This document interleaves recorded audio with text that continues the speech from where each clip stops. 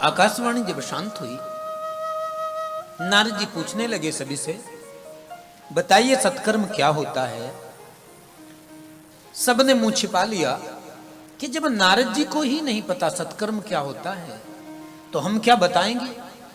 नारद जी ने संकल्प किया कि मैं बद्रीवन जाऊंगा, तप करूंगा, भगवान नारायण को प्रसन्न करूंगा और वही बताएंगे कि सत्कर्म क्या होता है। अब बद्रीवन में सनकादि मिले हैं। नारद जी ने कहा, भाई साहब आप भले मिले, कुमारा ब्रुवताम शीघ्रम कृपाम कृत्वा ममोपरि।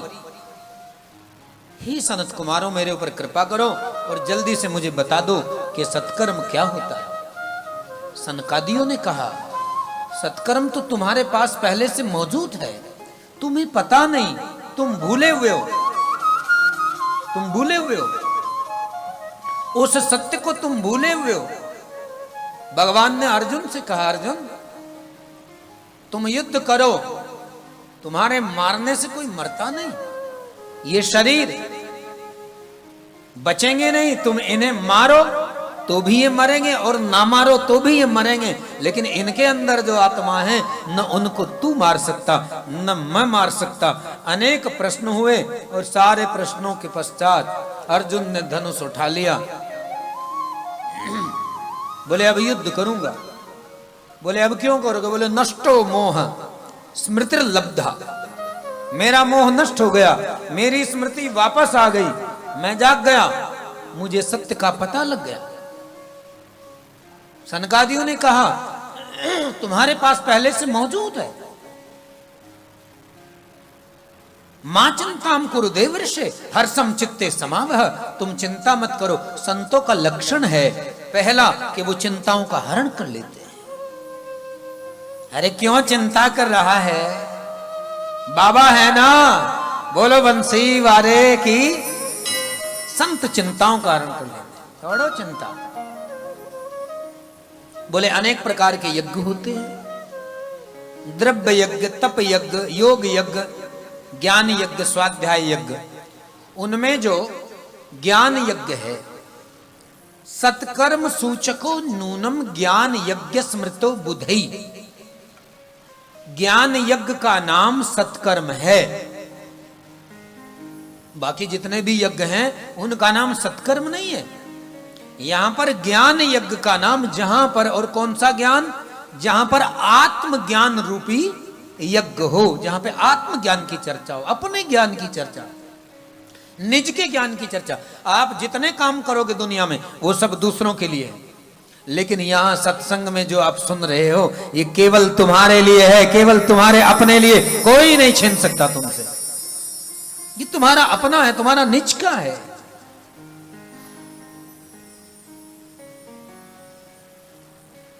और उसमें भी सत्कर्म सूचको नूनम ज्ञान यज्ञ स्मृतो बुधई श्रीमद् भागवतालाप सतु गीत सुखादि भी। और उसमें भी श्रीमद् भागवत सप्ताह ज्ञान यज्ञ, और वह भी कौन सा, जो सुखदेव जी ने राजा परीक्षित को दिया है, वह है ज्ञान यज्ञ। बोले महाराज मैंने तो वेद वेदांत घोषश्च गीता पाठैर मुहुर्मुहु, बड़ा वेद वेदांत उन्हें सुनाया, गीता पाठ सुनाया, लेकिन वो नहीं जागे। बोले नहीं, वो नहीं सुनाना, श्रीमद् भागवत सुनाना है। बोले इसमें ऐसा क्या है। बोले इसमें समस्त वेदों का, पुराणों का सार सार भरा हुआ है। ये जैसे गन्ने से चीनी निकाल ली गई, जैसे फूलों से शहद निकाल लिया गया, और जैसे दूध से घी निकाल लिया गया, ठीक इसी प्रकार से ये श्रीमद् भागवतम है। न इसमें गुठली है न छिलका है, इसमें रस ही रस है। इस रस को पियो। तुम सप्ताह ज्ञान यज्ञ करो, भक्ति का दुख दूर हो जाएगा। तो नारद जी ने प्रणाम किया। भाग्योदयेन बहुजन्म समर्जितेन सत्संगमं च लभते पुरुषो यदा वै अज्ञान हेतु कृत मोहवदांधकार ना संविधाय तदोदयते विवेक। भगवान आज समझ में आ गया, जब जीव का जन्म जन्मांतर का, एक जन्म का नहीं, जन्म जन्मांतर का किया हुआ पुण्य उदय होता है और वो झोली में आ गिरता है और कृपा कर देता है, तो तब सत्संगमम च लभते, तब सत्संग की प्राप्ति होती है। और जब सत्संग की प्राप्ति होती है तो अज्ञान जनित जितना मोह मद अहंकार है सब नाश हो जाता है। इसलिए आप भले मिले, आप ही वक्ता बनिए, बताइए इस कथा को कहां कराना है। बोले गंगा के किनारे कराइए, गंगा द्वार समीपेतु तटमानंद नामकम। गंगा के द्वार पर बहुत सुंदर हरिद्वार में गंगा तटे दिव्य मंडप बनाया गया और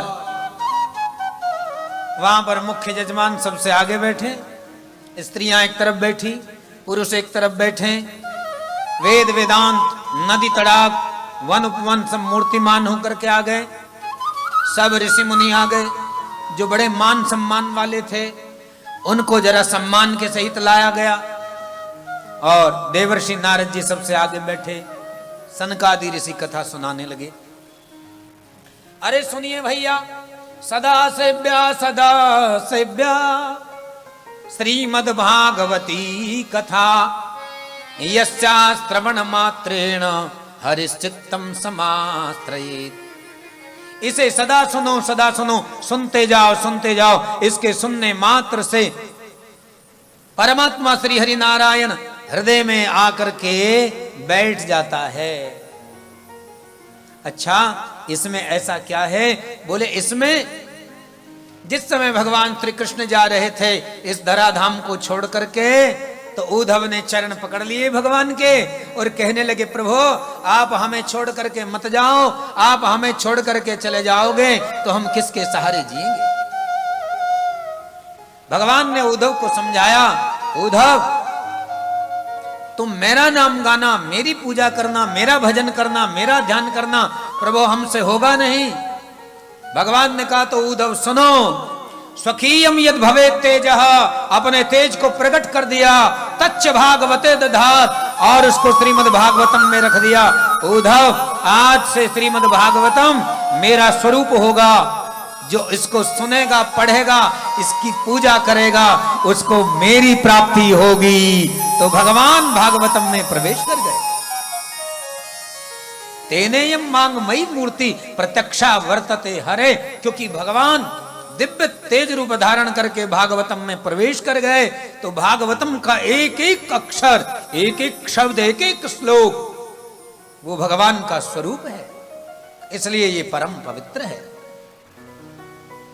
ये कथा चल रही थी तो आप वृंदावन में जो भक्ति रो रही थी, इधर कथा प्रारंभ हुई हरिद्वार में, वृंदावन में इसकी एनर्जी पहुंच गई और दोनों बेटा जवान हो गए। बोलो भागवत भगवान की जय।